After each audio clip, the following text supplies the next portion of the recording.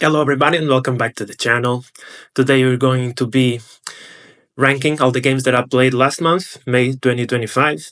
So without further ado, let's go. So yeah, this was a month with... for those who've been following the channel, there'll be some well-known games here. There'll also be some new games, some new disappointments mostly, but let's do this. Cascadia. Cascadia I played 2 times. I played it 2 times this month, and Cascadia it's just an easy choice. It was 2 solo games. I continue to discover that Cascadia is just an incredible solo game. I always love playing it, and I'm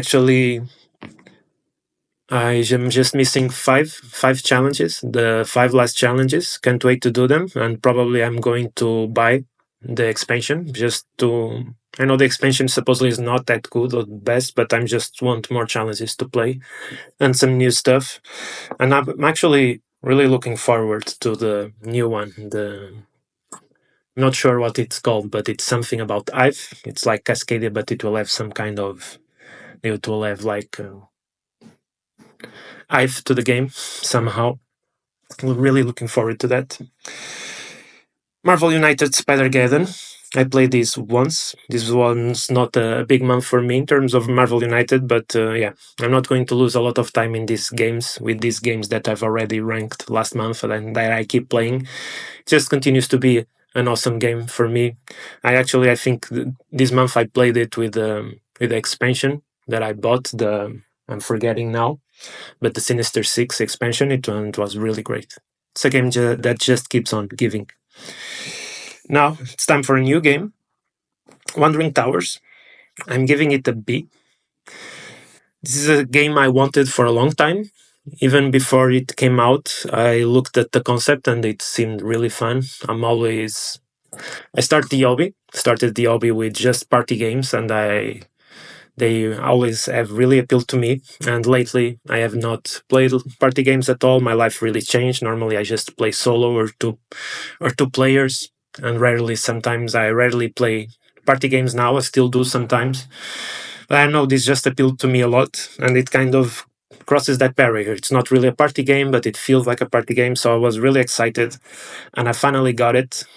And I tried it at 2 players, and it was fun, but it wasn't as fun as I was expecting. I guess I had a lot of hype. I was expecting a lot. Then I played it again at 4 players, and I actually played this 3 times, I think. Yeah. 2 times at 2 players just to learn, and then I played it again at 4 players, and it's good. It's fun, but I don't know. It kind of missed the mark. I think this is the type of game that I would enjoy a lot more, probably playing late at night and being drunk, and that's not something I can really do right now. But it's a B. I'm not selling this game yet. I think it has a place here, and I think I might have a lot of fun with it sometime in the future. But for now, I was a bit disappointed. Next, Clank Catacombs. This is a hard one. I'm between a A and a B, and I'm going to put it above Wandering Towers, mostly because it's also a game I had a lot of hype. I've always had a lot of hype for Clank, and I only played it once, and it was the original. And even at that time, it was a bit of a letdown, probably because I was expecting a lot. Again, it's a game that I was expecting to really like because it bridges that gap of feeling just a little bit like a party game. And the experience was not that good, but it was one time. I was learning the game. Still, I've never had it personally, and lately I've just been wanting this one because it sounds better, and everybody was telling it is better game. So I played it, and I was a bit disappointed again. I had a lot of hype for this game, but I played it once at 2 players, so I think this game really has space to grow on me. And actually, how many times did I play Clank? I played Clank 3 times. After playing the 2-player game with my wife, I realized this had a app with a solo mode, and I was surprised because the box doesn't mention anything. So I tried the solo mode, and I played the first scenario 2 times. I lost the first, and I already liked the game a lot more. So I'm thinking this is a game that will grow on me, probably. And even though it was a bit of a disappointment right now, it's staying in my collection and I'm hoping to play it more. Although I do have a problem with deck builders, because currently I don't sleeve my games and I'm really afraid to just play deck builders with anyone. And this is a game that I probably will play better at higher player counts, and I have to solve that. Next, role player adventures. It's going straight to an S. Yeah, I've already talked about this game before. I won't say this game is that incredible mechanically or gameplay wise. I'm not sure how much I would enjoy this solo. I'm not sure, but the story is not anything amazing, but it's fun. It's a really fun story. You make really fun decisions. You can kind of change between like do something for a group and then totally, totally change the way you're playing, and you completely disappoint some people and change sides, and that's really cool, especially because sometimes the gameplay and what happens, you can't really win a fight or pass a skill check, and that changes what you can do. And I don't know, playing it at two players with my wife, we are right now at we just passed the fifth mission, so we are halfway through, and it's just been really fun. Even though I don't think there's that much of a game in there, the whole story and progression, everything is just it's just really fun. World Wonders, another game I've talked about before. I played this 2 times. It's just an awesome game. I also starting to realize this is an awesome gateway game. It's not that complicated. I think it's easier for people to get the old polyomino and Tetris thing, and also being about World Wonders. I'm starting. I really love this game, and I think it's one of the better games out there. And I think it's probably should be more hyped, should be more talked about. It's a game that I think should be in the top 100 games in BTG. It's that good. It's that good. It's good for seasoned players. It's good as a gateway game. It's just an incredible game. It's a game where you will have fun no matter if you win or if you don't. It's just an amazing game. Every new people or new group that I've introduced this game to has loved it. I've introduced four new people to this game.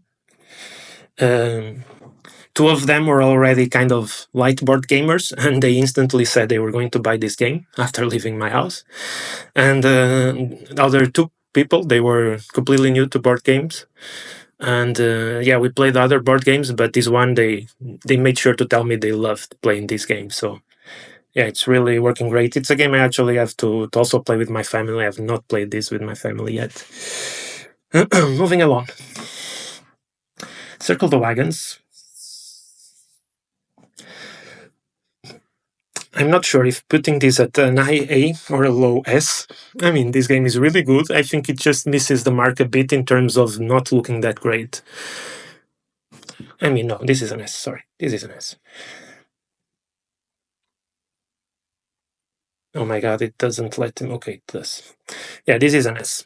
This is a really good game. This is basically Sprawlopolis for 2 players, competitive, and it's really good. It's a game I bought it and I never really played. I was just going through the reviews and the fact that it's really cheap. But the truth is, it's a game that just works so well. It's super quick to set up. Every time the game is completely different, the way you have to score everything, and it's a game that just grows on you. And I've actually only played this a couple of times.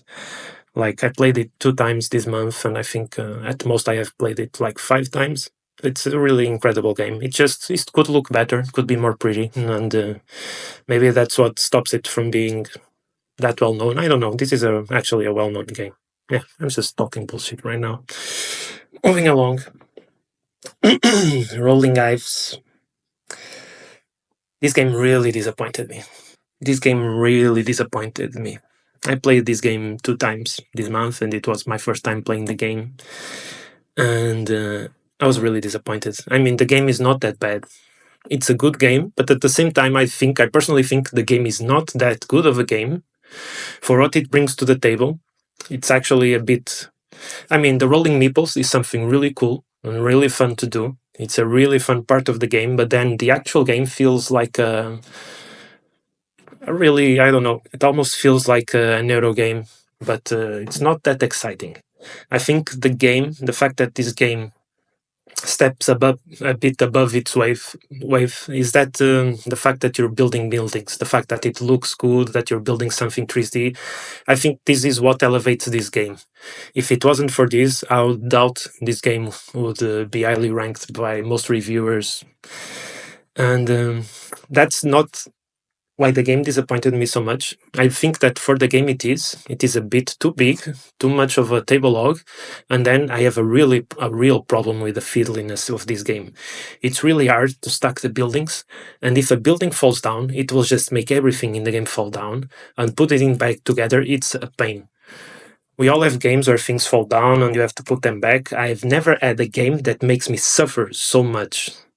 To the point, when I was playing with this with my wife is really good with small movements and precise stuff, and she was mostly the one just doing the buildings for me.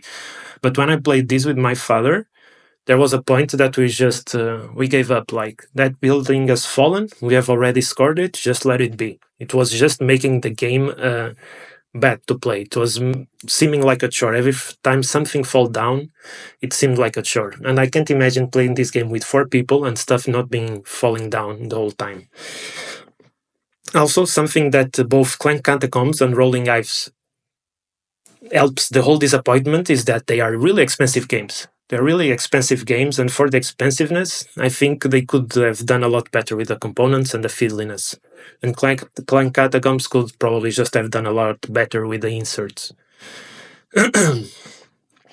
Rolling Ives was so bad to the point that I searched BGG, asked people what they thought about the fiddliness and how it ruins the game, and I ended up following someone's advice. And I went to Lego, and I just bought all the pieces in the same colors, the similar pieces to this game, and I bought it all in Lego. And I'm just going to play with it Legos from now on. Because if a Lego falls down for some reason, it will just every little little piece won't fall and separate itself. I will just have to put it back up, and it'll be a breeze. But yeah, for such an expensive game, making me have to spend like around 30 euros on Legos just to be able to play it, it's really disappointed me. I think this game might go up with the more times I play it. It's not leaving my collection, but this was the biggest disappointment I had this month. So, moving forward, Warp's Edge. I think Warp's Edge is going to the top of the list. Warp's Edge is really, really good. At this point, I played this game 5 times this past month. I think I don't know, I'm around 12, 13, 14 times playing this at all. This is probably the game I've been playing the most. And it's an incredible game. I don't love space teams that much. I don't really have anything to say about the theme of this game. It doesn't attract me in any way. The art, everything is just okay, not bad, not good. But the gameplay is just so good. It keeps me coming back. At this point, I haven't... even after playing it 12 times, I've not gone through half of the content. I've only tried 3 chips of the 4 and 2 villains of the 5, I think. It's an incredible game. It's an incredible game, and I just wish maybe it had a bit a campaign or something else to make it even more exciting. I just wish that. I also had a bit of a disappointment with this game because I tried what I thought was the campaign, and it's not the campaign. I'll do a review for this game at some point because that was something that was just so stupid. They have an extra book for the game that is just so stupid.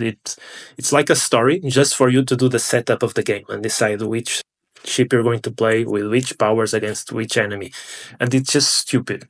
You go through reading a book of 30 minutes to set up a game that it should take 2 minutes to set up. And it was really stupid, but that doesn't detract from the game. The game is incredible. That's just an extra thing that I think it could just not be in the box and everything would be okay.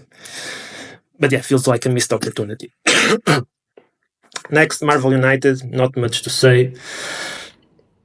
I just play after losing with Spider-Geddon against the Sinister Six. And when I say Sinister Six, I mean the Maximum Carnage expansion.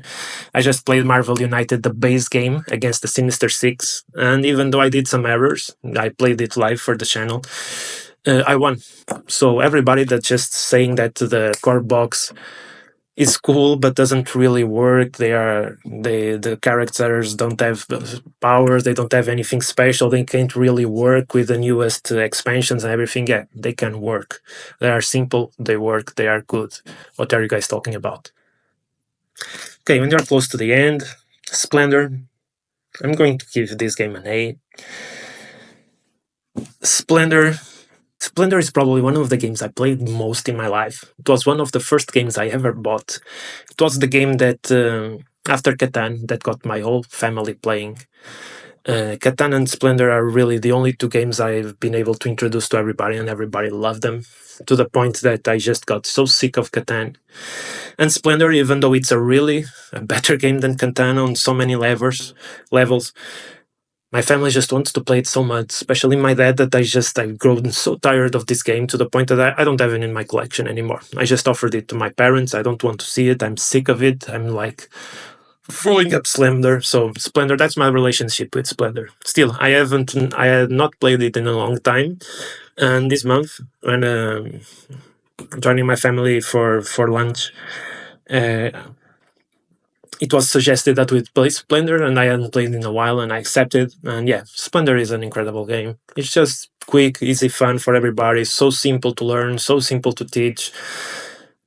It's just a really good game, and we actually played it twice. And on the second play, I was already getting a bit bored. I won the first game, lost the second, and yeah, it's a really good game. It's just that I don't like playing the same thing over and over again. And for me, playing this game once a month is really cool. More than that, just forget it. Just forget it. But yeah, it's a game I would advise anyone to buy. Just looking for a first time game for new board gamers, get Splendor. Splendor is so good. It has a lot of depth. Final Girl. Final Girl is a new game. No, Final Girl is an S. I had so much fun. No. I had so much fun playing Final Girl. I had been wanting to try this game for a long time, and I was not expecting how much I would love this. I actually think I'm really stupid for not understanding that. This is such a thematic game. I love horror movies. It's one of the genres I most love. I know a lot about horror movies, and this game is for those people. It's a really solo game, but I would not advise you to play it if you're not a super horror fan, because there are all other great solo games out there, and this one just becomes special. If you know the type of movies that they are alluring in the game, it just becomes so special. And I'm not saying this game is better than Warp's Edge. I don't think it's a better game, but the enjoyment I got out of it was better. I played this game 4 times. It was my first time playing this game, and I only have one future film, the Happy Trails Horror, and it was just so incredible. I played 2 games to learn this, and then I played the other 2 games in extreme horror mode, and it was just so freaking fun. To the point that stuff that would annoy me in other games, it was just incredible here. For example, one of my games, the most incredible game I played, which was the last one, I had an event happen where suddenly